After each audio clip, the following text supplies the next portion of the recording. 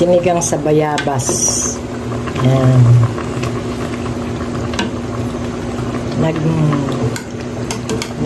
Ano ko ng bayabas.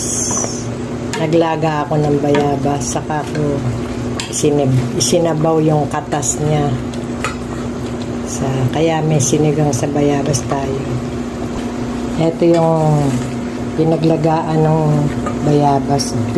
Piniga ko ng piniga para lumabas yung katas. Tapos ilalagay natin doon sa ating karne. Ayan. Sinigang sa bayabas. May dahon ng sili. Saka okra. Ayan.